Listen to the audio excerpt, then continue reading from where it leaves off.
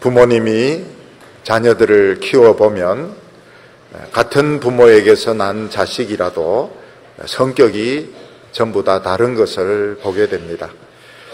제가 어려서 자랄 때에 저희 집에 형제들이 많았습니다. 근데 저희 형제들은 전부 다 얼굴이 다 다르게 생겨가지고 밖에 나가면 사람들이 형제인 줄 몰랐습니다. 얼굴만 다른 것이 아니고 성격도 전부 다 가지각색이 되어가지고 저희들은 별로 공통점이 별로 없었습니다. 나중에 이렇게 좀 인생을 살면서 이렇게 돌이켜 보니까 크게는 좀 비슷한 부분도 있었습니다. 뭐가 좀 비슷하냐 좀 생각해 보니까 쓸데없는 자존심이 센 거는 좀 비슷한 것 같습니다. 그리고 남에게 무슨 싫은 소리 듣는 거 싫어하고 말하는 거 싫어해가지고 화가 나더라도 말을 안 하고 주로 속에 담아 놓는 바람에 나중에 화병, 우울증 이렇게 생길 가능성이 많은 것은 좀 닮은 것 같습니다. 우리 형제들은 굉장히 그 우애 있게 이렇게 같이 친하게 이렇게 자랐고 또 부모님들께서도 저희들을 아주 이렇게 자랑스럽게 생각하셨습니다. 저희들이 이제 서로 멀어지게 된 것은 결혼을 하면서 각자 자기 인생의 길을 찾아가야 되니까 결혼하면서부터 우리는 많이 멀어지게 되었고 결정적으로 멀어지게 된 것은 제가 본격적으로 신앙생활하고 연단받고 이러면서 너무너무 생각이 서로 달라가지고 물과 기름처럼 서로 달라지게 되었습니다. 오래전에 어떤 외국의 영화가 있었는데 두 형제에 대한 실화를 영화로 만든 것이었습니다. 이 두 형제는 아버지가 엄격한 장로교 목사였는데 아버지는 이 두 아들을 학교로 보내지 않고 아버지가 직접 홈스쿨링을 해서 가르쳤습니다. 그래서 책을 읽고 요약해 오느라, 요약해 오면 또 요약해 오느라, 또 요약해 오면 또 요약해 오느라, 그래 어느 정도 수준이 되면 나가서 놀아라. 그러면 그 넓은 천지를 이 형제가 뛰어다니면서 실컷 노는 것이 교육이었는데 이 아버지는 이 플라이 낚시를 굉장히 잘했어요. 목사님이. 그래서 이 플라이 낚시를 자녀들에게 가르쳐 주기도 했습니다. 이 형제는 서로 우애가 아주 깊었는데 형이 다른 아이와 치고받고 싸우면 동생이 뒤에서 다른 사람 때리기도 하고 거들어 주기도 하고 또 한 번은 밤중에 친구들하고 몰래 나가가지고 다른 집 보트를 훔쳐가지고 그 폭포에서 떨어져가지고 배도 깨어지고 이런 그 배 물려준다고 아르바이트를 하고 이런 적도 있었습니다. 근데 자라면서 이 두 아들의 인생이 완전히 달라지게 되는데 형은 그 아버지로부터 열심히 그 고전을 배워가지고 명문 다트마우스 대학에 입학을 합니다. 그리고 나중에 시카고 대학교에 강사가 되고 시카고 대학에서 교수로 은퇴를 하게 됩니다. 근데 동생은 신문사 기자였는데 노름에 빠져가지고 술 마시고 노름하고 이러다가 노름꾼들에게 비참하게 두들겨 맞아가지고 죽는 것으로 이렇게 인생이 바뀌게 됩니다. 가끔 우리 가까운 댐 뒤에 있는 이런 개울에 아내하고 이렇게 산책을 할 때가 있습니다. 거기는 상수도 보호구역이 되어서 사람들이 가지 못하도록 철책으로 이렇게 막아 놓았는데 한 번은 가니까 고라니 새끼 한 마리가 물 마시러 이렇게 왔다가 우리를 보고 막 달아납니다. 양쪽에는 이제 철책이 있고 이렇게 돼 있으니까 이제 상류 쪽으로 막 도망을 갑니다. 근데 우리는 지금 잡으러 가는 게 아니고 그게 우리 길인데 우리는 그 길로 가는데 고라니 또 만나니까 또 놀라서 가고 또 만나니까 또 놀라서 가고 고라니는 자꾸 우리가 이제 잡으러 오는 줄로 생각하고 우리는 그게 우리가 가는 길인데 그 자꾸 만나고 또 만나고 근데 또 길을 쓰고 이러면서 막 고라니가 도망을 가게 되었습니다. 저는 그 모습을 보면서 하나님 앞에서 우리 인간들의 모습이 참 저런 모습이구나 하는 생각을 하게 되었습니다. 우리 모든 사람들은 야성의 습성이 있어가지고 본질적으로 하나님을 싫어합니다. 그래서 하나님으로부터 도망치고, 도망치는데 또 하나님 만나고, 또 도망쳤는데 실컷 도망치는데 또 하나님 만나고, 결국 나중에는 하나님의 은혜에 붙들려서 예수를 믿고 신앙생활을 하게 되는 것입니다. 오늘 성경 말씀을 보면 이삭이 오래 기다렸다가 드디어 신부 리브가를 만나가지고 아이를 낳게 되는데, 쌍둥이 아들을 낳게 됩니다. 근데 이 쌍둥이 아들은 외모도 완전히 달랐고 성격도 완전히 달랐습니다. 더 문제가 뭔가 하면 이들의 신앙도 또 달랐던 것입니다. 근데 하나님께서 뭐라고 말씀하시는가 하면, 이 두 쌍둥이들이 태어나기도 전에 하나님은 이들에 대해서 다른 계획을 가지고 계셨다고 말씀하고 있습니다. 어떤 자식은 하나님이 끝까지 찾아가셔서 붙들어서 하나님을 믿고 구원받게 하시고, 또 다른 자식은 내버려 두어서 멋대로 살다가 결국 망하고 버림받는 이런 사람으로 하나님께서는 미리부터 그렇게 계획을 세웠다고 말씀을 하고 있습니다. 우리가 예수를 믿고 하나님의 자녀가 된 것은 우리가 하나님을 믿고 싶어서 믿은 것이 아니고, 아주 오래전부터, 태어나기 전부터 하나님은 우리를 아시고 우리를 하나님의 백성으로 하나님께서 택하시고 예정하시고, 결국 우리 인생을 예수 믿을 수밖에 없도록 몰아오셔가지고 결국 예수 믿도록 만드셨던 것입니다. 그래서 우리는 왜 우리 인생이 다른 사람과 다른가? 왜 나는 어떻게 해서 이렇게 예수 믿는 사람이 되게 되고, 왜 나는 다른 사람과 다르게 살아야 되는가? 그것은 하나님께서 원래부터 그런 계획을 가지셨기 때문이라고 말씀하고 있습니다. 오늘 첫 번째 보면 이삭이 자식을 위해서 기도하는 것을 보게 됩니다. 하나님께서는 아브라함에게 하늘의 별처럼 많은 자손을 주시겠다 이렇게 약속하셨는데, 아브라함이 100살 되어서 아들 하나 딱 낳게 됩니다. 이 100살 되어서 낳은 아들 이삭은 빨리 결혼을 해가지고 자식을 많이 낳아야 막 별은 고사하고 그냥 어느 정도 대가족을 이룰 텐데, 나이가 많이 될 때까지 부인을 구하지 못합니다. 많이 되어가지고 겨우겨우 리브가를 만나가지고 아이를 결혼을 하게 되는데, 또 임신이 되지를 않습니다. 그래 오랫동안 기다려가지고 결국은 아이를 가지게 되는데, 보통 요즘 젊은 분들 결혼하고 한 5년, 3년, 5년 이렇게 되면 아이를 낳지 못하면 불임이다 이래서 막 참 신경을 많이 쓰죠. 근데 이삭은 몇 년 동안 불임이었는가 하면 20년 동안 불임이었습니다.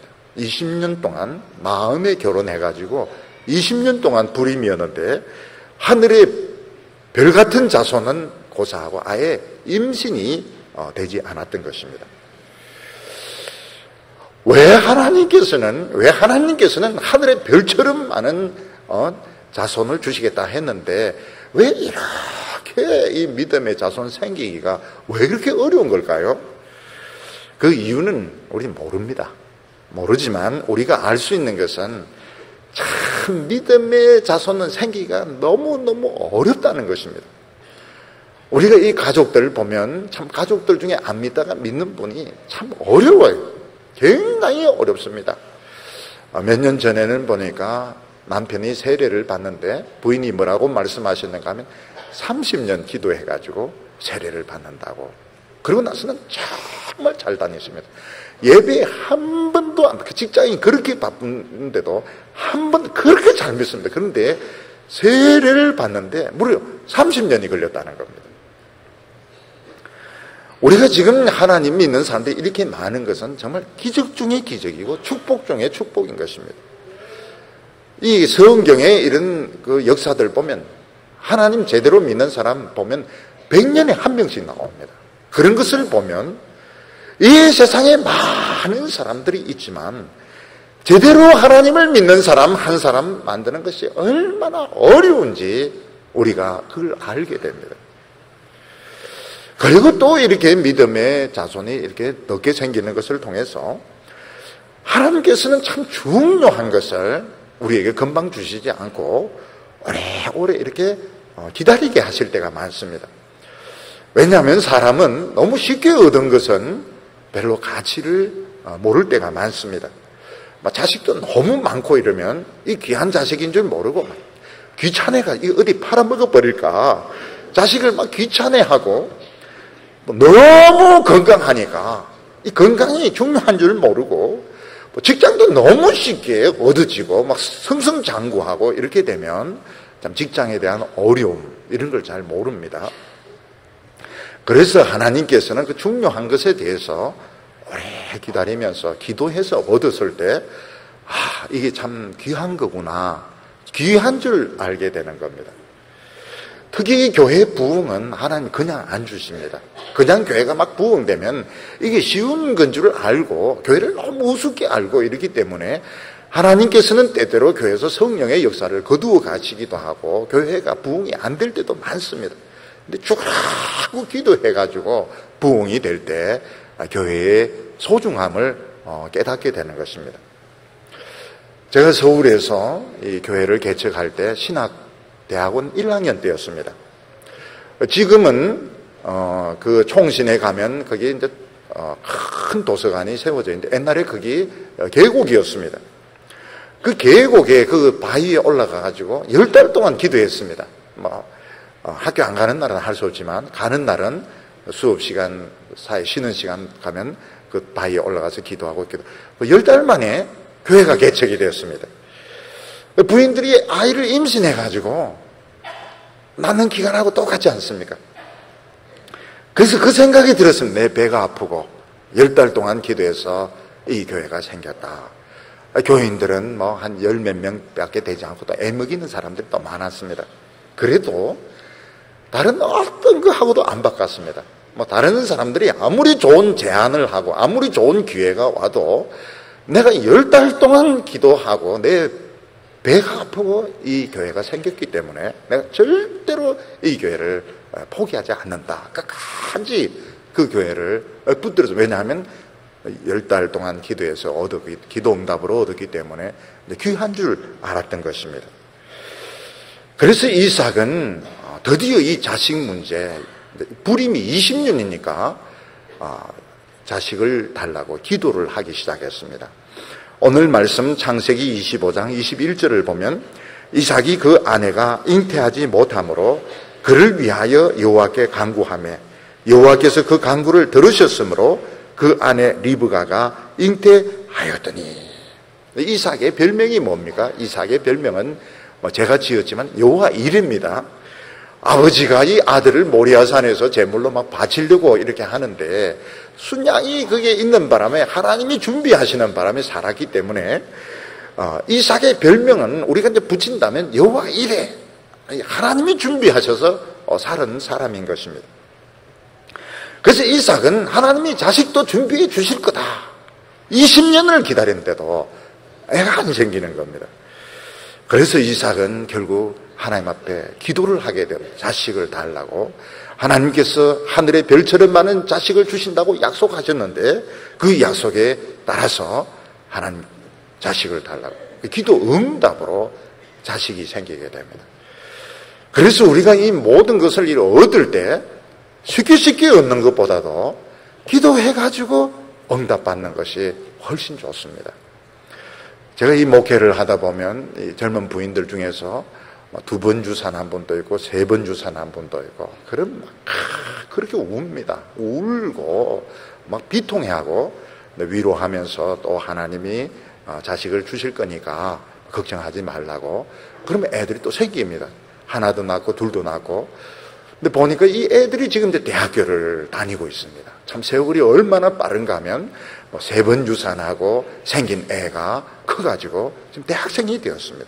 이런 것을 보면 기도로 이 응답받는 것이 정말 얼마나 중요한가.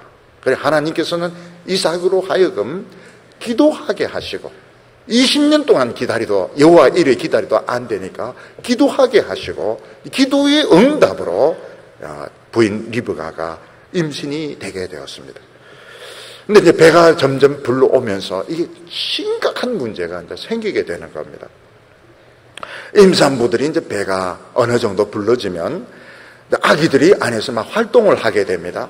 활동을 하는 것을 이제 느낄 수가 있고, 어떤 때는 발을 막 차기도 하고, 키킹 이러면서 막 발로 차기도 하고, 그러면 이제 부인들이, 야, 이 애가 막 활동을 하는구나, 발길질을 하는구나.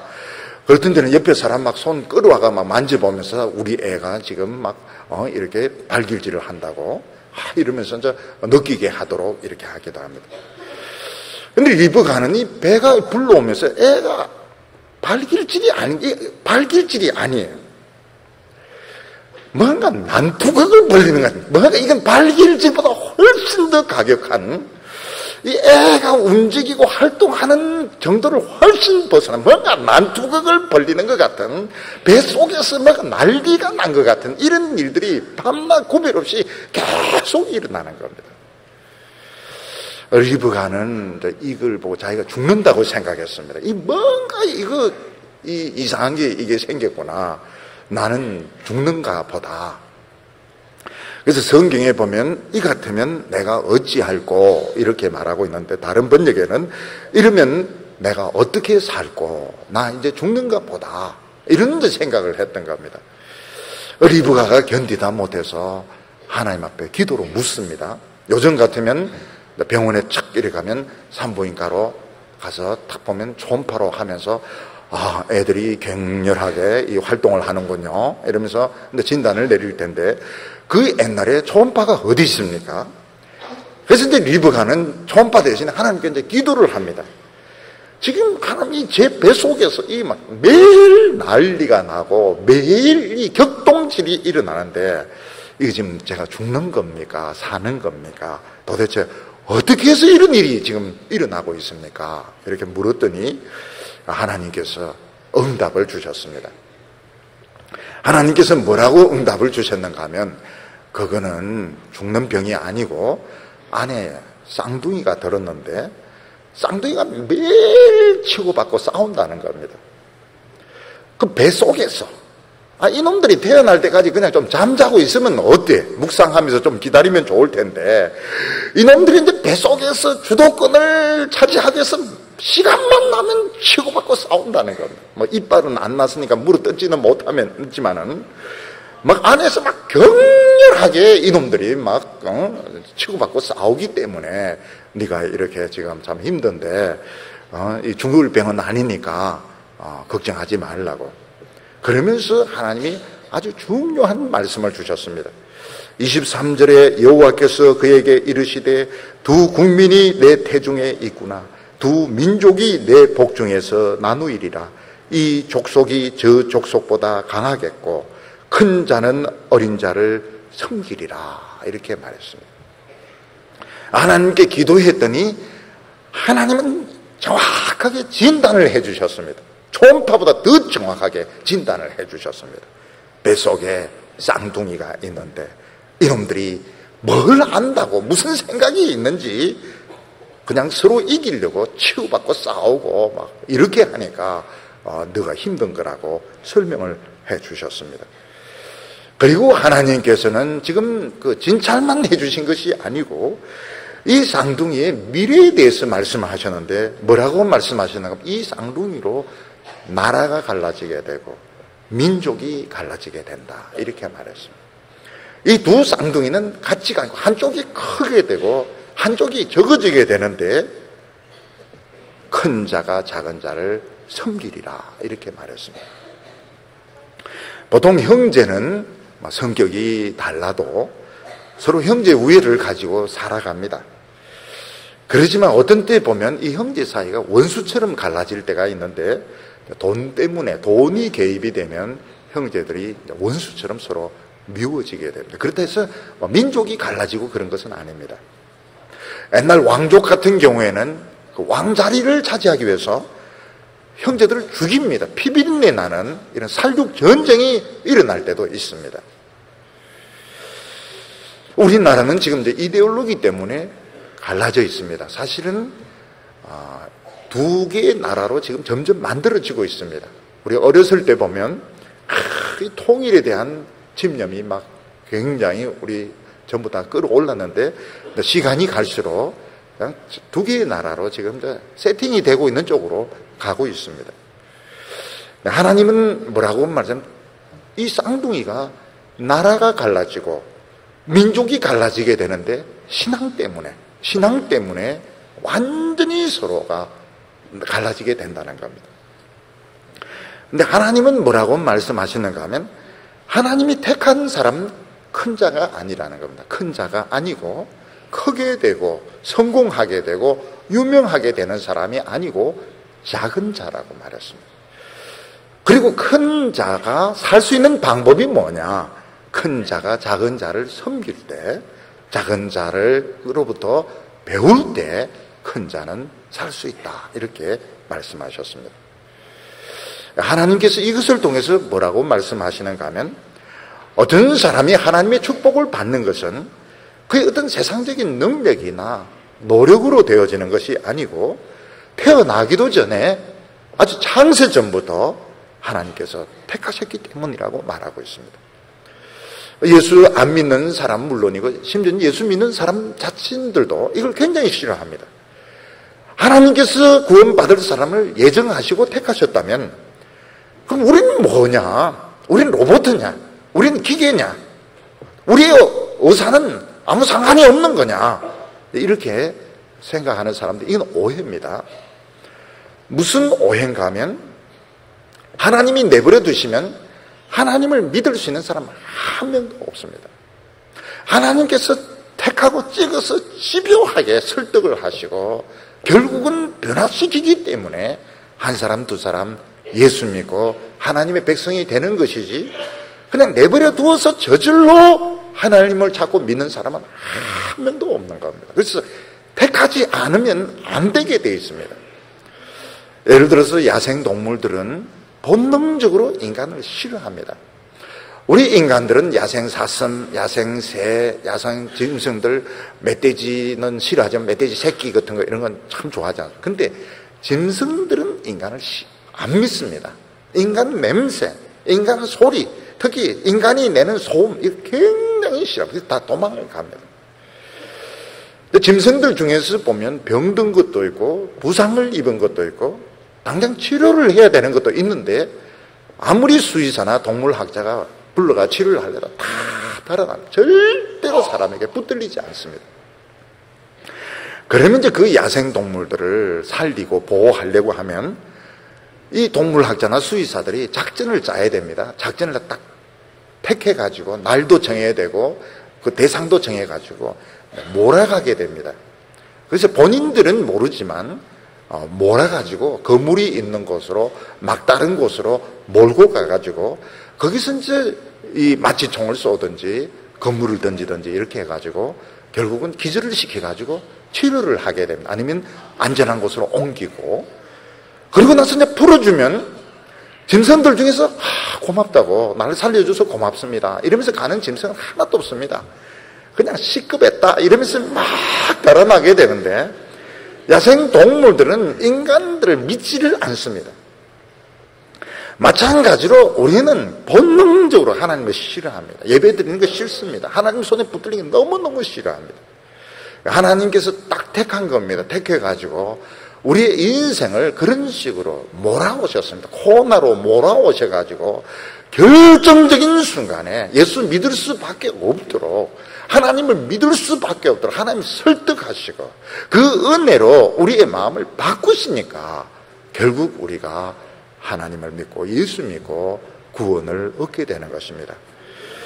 예를 들어서 사자가 뭐 이런 짐승들 얼룩말이나 사슴 잡을 때 다 잡아먹으려고 하면 한 마리도 못 잡습니다. 왜냐하면 이 사슴과 노루도 결사적으로 달아나기 때문에 다 잡아먹으려면 한 마리도 딱 하나를 찝습니다. 마음속으로 쳐다보기는 저쪽을 보지만 이쪽에 있는 거 하나 딱 찍어 놓습니다. 그리고는 이제 끝까지 집요하게 가가지고 물어뜯으니까 사냥이 되는 것이지 다 잡아먹으려고 하면 결국은 한 마리도 못 잡게 되는 겁니다. 하나님께서 우리를 이렇게 예수 믿게 하신 것은 우리가 믿고 싶어서 하나님이 좋아서 믿은 사람은 없는 겁니다. 태초부터 어머니 뱃속에 있을 때부터 너는 도망 못 간다.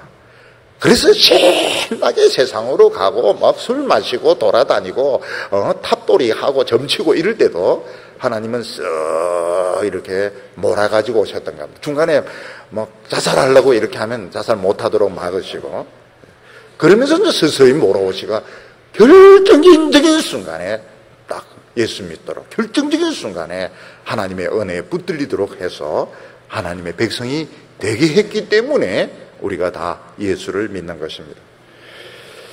그러면 하나님 모든 사람을 다 택하시지 않고 왜 일부만 택할까요? 그건 우리는 모릅니다. 그렇지만은 하나님은 모든 사람을 다 택할 의무가 없습니다. 오히려 이게 공평한 겁니다. 하나님께서 어떤 사람은 아주 택정하셔가지고 몰아오시는데, 예수 믿는 사람은 자기 의지와 달리 못하는 것이 굉장히 많습니다.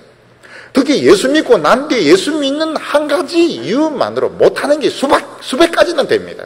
그렇게 해서 구원을 얻게 하시고, 하나님이 택하지 않은 사람은 마음대로 살게 하면 이 넓은 세상에서 이리 뛰고 저리 뛰고 길이 뛰면서 자기 하고 싶은 것 다 하게 하다가 망하는, 결국 공평한 것이죠. 하나님의 은혜에 붙들린 사람들은 자기 욕심대로 마음대로 못 살다가 영생을 얻고, 그렇지 않은 사람들은 큰 내 마음대로 살다가 영생 못 얻고, 결국은 모든 피조물들은 결국 하나님을 찬송하고 감사하게 될 겁니다. 겉모습만 봐가지고는 이 택한 사람인지 안 택한 사람인지 모릅니다. 하나님이 택한 사람은 자꾸 이 말씀으로 몰아갑니다. 현실적인 이 어려움을 통해서 말씀을 들을 수밖에 없도록, 하나님을 믿을 수밖에 없도록 이렇게 몰아가시고, 결정적인 순간에는 결국은 딱 믿습니다. 한번 믿기 시작하면 굉장히 잘 믿습니다. 근데 택함 못한 사람은 자기가 굉장히 똑똑하다고 생각합니다. 너무 유능하고, 난 너무너무 똑똑하기 때문에 막 풀어놓은, 들판에 풀어놓은 멧돼지 같이 막 자기 하고 싶은 대로 다 하는데, 결국 그게 하나님이 버리는 방법인 겁니다. 자기는 복 받았다고 생각하는데 이 복 받은 게 아니고 하나님 버리시는 겁니다. 오늘 두 번째로 보면 이 두 쌍둥이 아들이 생긴 모습과 성장 과정이 다른 것을 볼 수가 있습니다.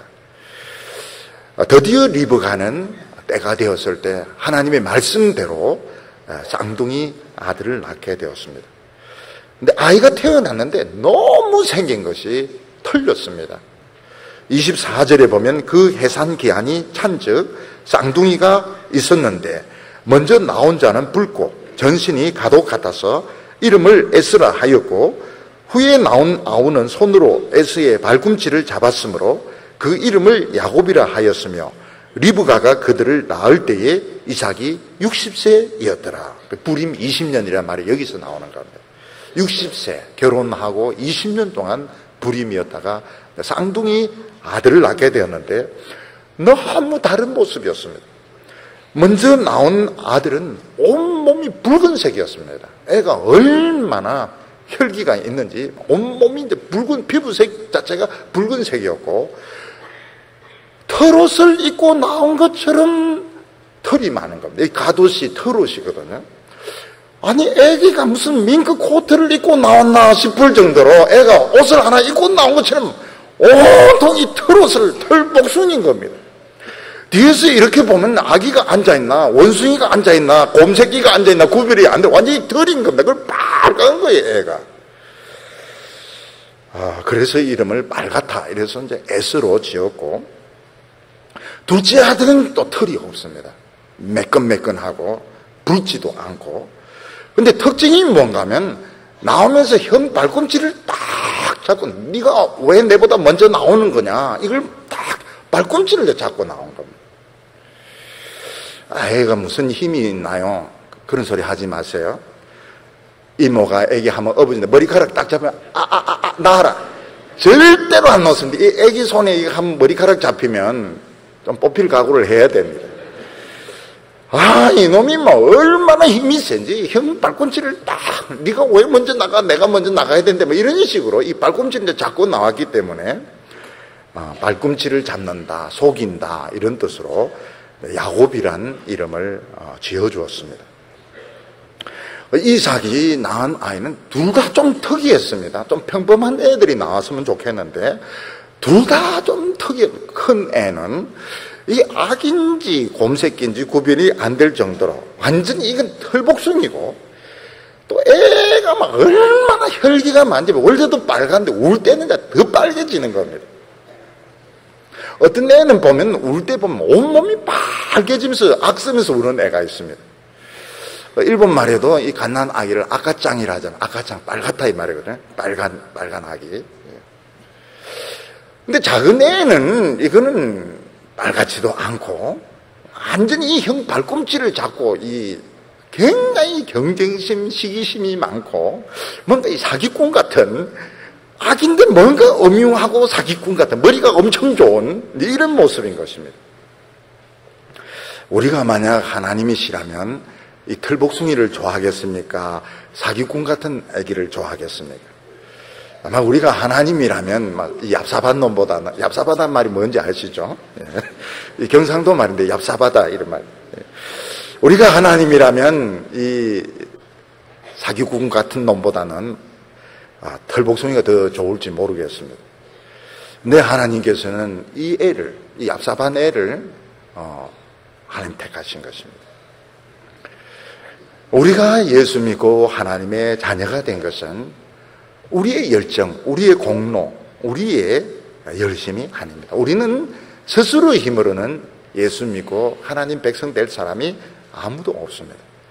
하나님께서 우리를 택하셔가지고 수없이 우리를 설득하고, 도망가면 또 하나님 만나고, 도망가면 또 하나님 만나고, 결국 하나님의 은혜에 사로잡히고 하나님의 사랑에 설득이 되어서 결국 우리는 하나님의 백성이 되게 된 것입니다. 근데 이삭의 이 두 쌍둥이 아들은 외모만 틀린 것이 아니고 자라면서 살아가는 방식, 나중에는 직업까지도 완전히 달라지게 되었습니다. 형 에서는 성격이 아주 남성적이고 활동적이었습니다. 그래서 밖으로 많이 돌아다니는 이런 활동적인 것을 좋아하고, 동생 야곱은 소극적이고 또 이렇게 여성적이어서 그냥 집에 있는 것을 좋아했습니다. 27절에 보면 그 아이들이 장성하며 에서는 익숙한 사냥꾼인 고로 들 사람이 되고, 야곱은 종용한 사람인 고로 장막에 거하니. 에서는 아주 남성적인 활동적인 사람이었기 때문에 결국은 사냥꾼이 되었습니다. 고대 사회는 힘이 지배하는 사회였기 때문에 남성적인 사람이 인기가 있었고 힘이 있는 사람이 우대되는 이런 사회였습니다. 그래서 고대 사회에서 아마 제일 인기가 있는 직업은 사냥꾼이었던 것 같습니다. 사냥꾼은 빨라야 되고 결단성이 있어야 되고 집요해야 됩니다. 우리가 생각하는 것처럼 사슴이나 노루를 쉽게 잡을 수 있는 것이 아니고, 사냥꾼은 계속 추적을 해야 됩니다.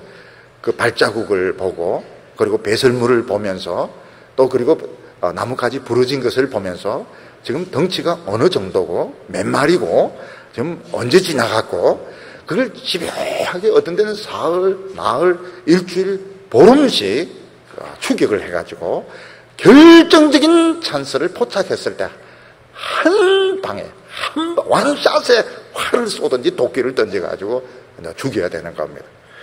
그리고 그걸 이제 잡으면 어깨에 딱 울려매고 동네 한 가운데를 저벅저벅 들어오면은 벌써 이제 사람들이 막 몰려들기 시작합니다.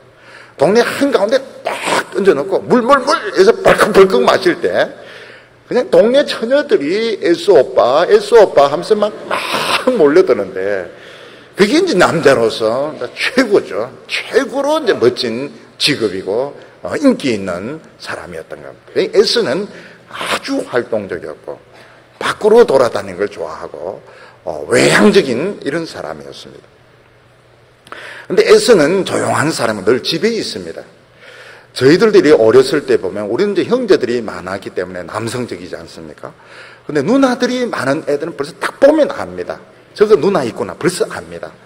벌써 이렇게 공기놀이 이렇게 하고 여자들 고무줄 하면 잡아주는 또 애가 있습니다. 그러면 우리가 정말 그 핍박을 하죠. 사내 자식이 말이지 무슨 여자 고무줄 하는 거 잡아주냐. 그래도 안 돼, 언니가 이거 잡으라 했어. 이런 애가 있습니다.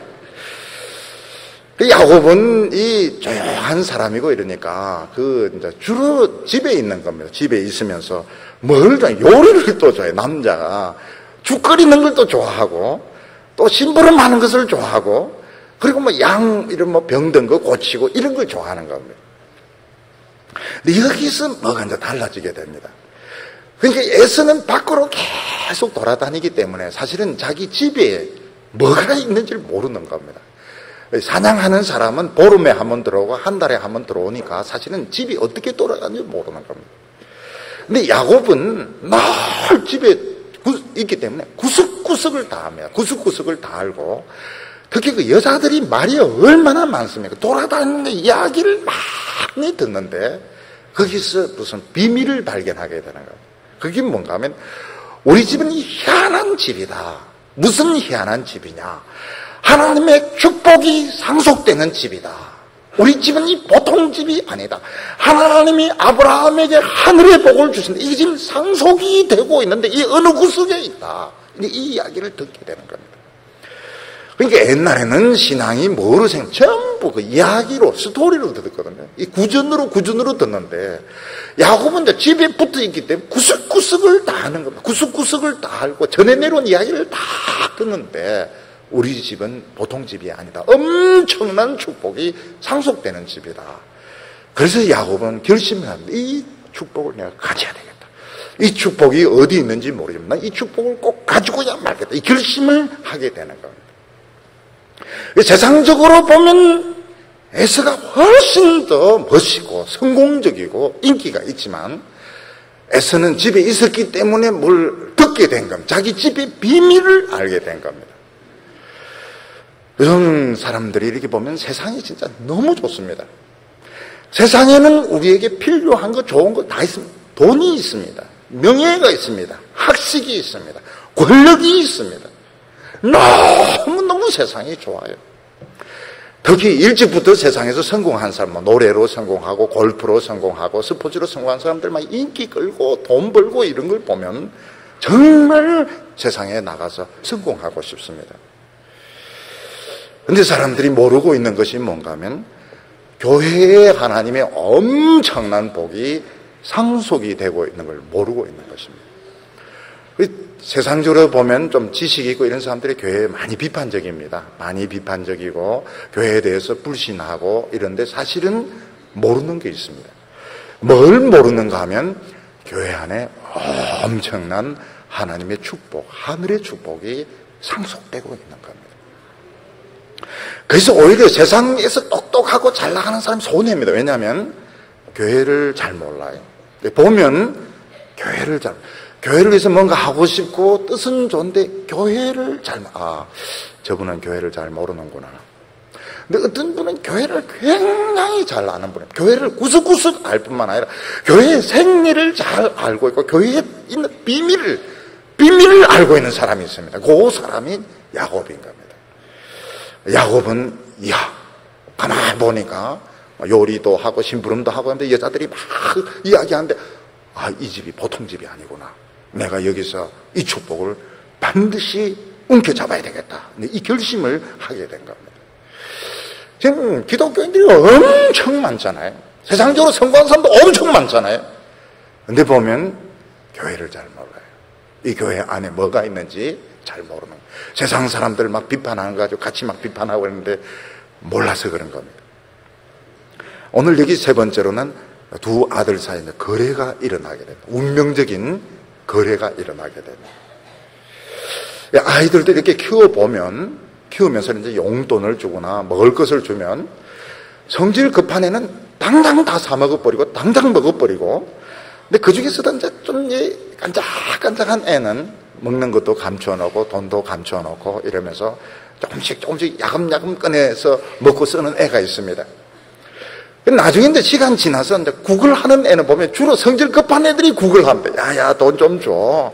그거 좀 먹을 거 그거 좀 다 줘. 이러면 막 큰 소리 치면서 애를 미기면서 생색을 내면서 조금씩 이렇게 빌려주고 이렇게 합니다. 근데 이게 하나님의 축복에도 마찬가지입니다. 사람이 모든 것을 잘할 수가 없습니다. 오늘 모든 것을 다 누려버리는 사람은 내일이 없습니다. 내일을 기다리는 사람은 오늘 어떻게든 참아야 됩니다. 참아야 되고 견뎌야 되고 시련을 겪어야 되고, 네, 이런 차이가 있습니다. 네, 어느 날 운명의 날이 오게 되었습니다. 이 야곱은 마음속에 카드를 딱 놓고 벼르고 있는데, 그 날이 온 거면 어떤 날인가 하면 야곱이 이제 집에서 죽을 쓰고 있습니다. 우리는 이제 저 사람 죽 쓴다 이러면 별로 안 좋은 뜻인데, 이 죽은 지금 좋은 죽인 겁니다. 지금 팥죽을 막 폭닥폭닥 하면서 지금 끓이고 있는데, 근데 그날따라 에서가 이제 막 사냥하러 돌아다니다 놓쳐버린 겁니다. 그래서 막 진짜 힘은 힘대로 들고 배는 고파 죽겠고, 막 사람이 2개로 보이고 3개로 보이고 이러면서 이제 집에 딱 들어오는데 달달한 냄새가 딱 나는데 팥죽을 폭닥폭닥 끓이고 있는 겁니다. 그래서 이제 에서가 너무 반가워가지고 야곱에게 그걸 좀 달라 그럽니다. 그 붉은 것을 좀 달라. 29절에 보면 야곱이 죽을 수 없더니 에서가 들에서부터 돌아와 심히 곤비하여 야곱에게 이르되 내가 곤비하니 그 붉은 것을 나로 먹게 하라. 사람이 너무 배가 고프면 죽 달라 소리도 안 하고 그 붉은 것 좀 달라 이렇게 말합니다. 애들도 너무 배가 고프면 밥 달라 소리 나고 흰 것 좀 주세요 이런 이야기가 나오는데, 지금 막 에서는 등에 붙었습니다. 너무 배고파 너무 반가워가지고 이리 오면 보통 형제 같으면 뭐 척척척 퍼주고 이럴 텐데, 야곱은 손끝 하나 움직이지 않아 아무 반응이 없는 겁니다. 그래서 야야 잘못 들었는가 싶어서 내 지금 배고파 지금 붓기 생겼는데 그 붉은 거 저거 좀 한 사발 달라 이러니까 카드를 딱 내놓는 겁니다. 거래하자. 무슨 거래하냐? 형이 가지고 있는 장자권을 나에게 팔라. 굉장히 무섭죠. 오랫동안 가슴 속에 품었던 그 계획, 형의 그 장자권을 나에게 바쳐가고 바꾸자. 이렇게 나옵니다. 31절에 보면 야곱이 가로되 형의 장자의 명분을 오늘 내게 팔라. 장자의 명분이 이제 장자권을 말합니다. 장남의 권리를 나에게 팔라. 이렇게 말합니다. 보통 형 같으면 지금 무슨 소리 하냐? 형제 사이에 무슨 거래가 있느냐? 장자권을 어떻게 파냐? 이 못된 놈. 그냥 주면 주고 말면 말고 이럴 것이지. 근데 에서는 굉장히 사람이 단순한 사람인 겁니다. 어떤 사냥을 하는 사람이기 때문에 오늘 이거 안 먹으면 자기가 죽는다고 생각하는 거예요. 지금 나는 지금 죽게 생겼고 이 붉은 거 못 먹으면 난 지금 죽는다. 내가 죽으면 장자권이 무슨 소용이냐. 이렇게 해서 너무 사람이 단순한 겁니다. 그래서 무슨 말을 합니까? 내가 지금 이거 안 먹으면 내 죽는데 죽으면 장자권이 무슨 소용이냐. 그래 가져가죠. 이러니까 맹세를 해라는 거예요. 또 이 단순하게 또 맹세를 합니다. 그랬더니 팥죽도 주고 뜻도 주고 막 서비스가 굉장히 좋아졌는데 장자권이 그냥 팔려가 넘어가게 된 겁니다. 근데 여기 장자권은 2가지가 있습니다. 하나는 그 사회의 통념상 법률적인 장자권은 그 집안에 헤게모니가 있습니다. 집을 다스리는 권한이 있고, 또 하나는 뭔가 하면 부모의 유산을 갑질로 받게 됩니다. 아마도 그때도 장남은 부모를 모시거나 이래서 그런지 모르겠지만 2배를 받게 됩니다. 근데 진짜 중요한 것은 영적인 장자권입니다. 영적인 장자권은 하나님의 축복을 독점적으로 갖는 겁니다. 복의 근원이 되고, 너를 축복하는 자는 내가 복을 드리고 너를 저주하는 자는 저주를, 하나님이 말씀을 주시고 기도권을 주시고 축복권을 주시고 기도가 응답이 되는 이 영적인 장자권이 있는데, 이걸 몰랐던 것입니다. 에스가 얼마나 사람이 단순한 사람인가. 지금 안 먹으면 죽는다고 생각해가지고 이 장자권을 다 팔아버린, 나중에 이 장자권 가지고 울고불고 난리를 칩니다. 하나님의 장자에는 말씀이 임합니다. 축복이 임합니다. 예배가 있습니다. 예배 드릴 수 있는 권한이 있습니다. 죄 용서가 있습니다. 이것은 돈으로 주고 사고 팔 수 없습니다. 본인이 아무리 거래를 한다, 이 거래의 대상이 되지 않습니다. 하나님이 원하는 사람 택한 사람에게 주는 겁니다. 이 거래가 되는 이걸 모르는 겁니다.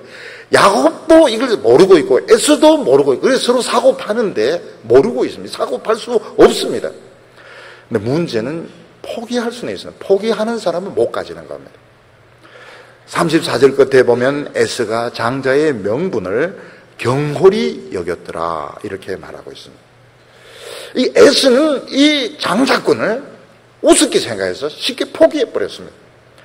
뭐 가지고 포기했어요? 앞으로 이 장자권을 지금 있는 이 팥죽, 지금 당장 배고픈 거, 요거 하고 바꾸어버렸어요. 지금 배고픈 요걸 못 참아. 지금 현실적인 욕망을 못 참아. 미래의 이 축복을 팔아먹어버렸다는 겁니다. 하나님의 축복을 소홀히 했던 건 너무 단순하기도 했고, 이 당장 현재의 이런 욕망을 이기지 못했던 것입니다. 에서는 사냥하면서 자꾸 이 운명론에 빠졌던 것 같습니다. 그래서 운이 좋으면 사냥해서 가져오고 운이 나쁘면 놓치는 것이고 재수가 좋으면 한탕하는 것이고 없으면 어쩌죠. 그 요즘 로또 복권 사는 사람처럼 그런 식으로 생각을 했는데 에서는 순간적인 이런 욕망, 순간적인 이런 걸 참지를 못했습니다. 근데 야곱은 긴 미래를 내다보고 이 하나님의 축복권, 영적인 축복권, 이건 내가 움켜잡아야 돈 주고 이 팥죽을 주고 사는데 이 성립이 안 됩니다. 성립은 안 되지만 일단 이 야곱의 속셈은 드러났던 것입니다. 하나님의 백성들에게 오늘 교회는 무지무지한 이 독점적인 축복권이 와 있습니다. 우리 성도들이 지금 눈앞에 보이는 이 이익 때문에, 욕심 때문에 이걸 팔아먹으면 안 됩니다. 예수님의 제자 중에 가룟 유다는 하나님의 말씀의 종으로 예수님의 12제자로 부름을 이거보다 더 존귀한 것은 없습니다. 근데 가룟 유다는 예수님이 자꾸 십자가에 못 박혀 죽을 것 같은 그 두려움 그리고 돈에 대한 욕심 때문에 은 30을 받고 예수님을 팔아버렸습니다. 그 결과 가룟 유다는 구원도 못 받고 영원한 저주의 자식으로 영원한 배반자로 낙인이 찍혀가지고 멸망을 당하고 말았던 것입니다. 우리 사랑하는 성도는 지금 축복의 현장에 와 있습니다. 우리에게는 많은 비밀이 있습니다. 이 비밀을 알아야 됩니다. 축복의 비밀을 알아야 되고 지금 세상에서 이게 좋은 게 아닙니다. 반드시 좋은 게 아닙니다. 잘못하면 에서같이 영원한 축복을 지금 한순간 되는 이 이익과 바꿀 수 있는데 그거는 어리석은 거래인 것입니다. 우리 사랑하는 성도 여러분, 하나님이 우리에게 주신 이 약속을 믿으시고 이 교회에 있는 하나님의 말씀의 비밀을 다 들으시고 참고 인내하여 미래에 큰 축복받는 성도들 다 되시기를 축원합니다. 기도드리겠습니다. 거룩하신 하나님 아버지, 하나님을 싫어해서 멀리 달아나기만 했던 저희들을 끝까지 찾아오셔서 설득하시고 붙잡아 주셔서 오늘 이곳에서 하나님의 이름을 부르며 예배드리게 하여 주심을 감사합니다. 주여 하나님의 축복 어디 있사옵나이까? 우리가 이 축복의 비밀을 듣게 하여 주시고 영적인 축복, 하늘의 축복을 독점적으로 받아서 많은 사람들을 살리는 귀한 성도들 되게 하여 주시옵소서. 예수님의 이름으로 기도하옵나이다.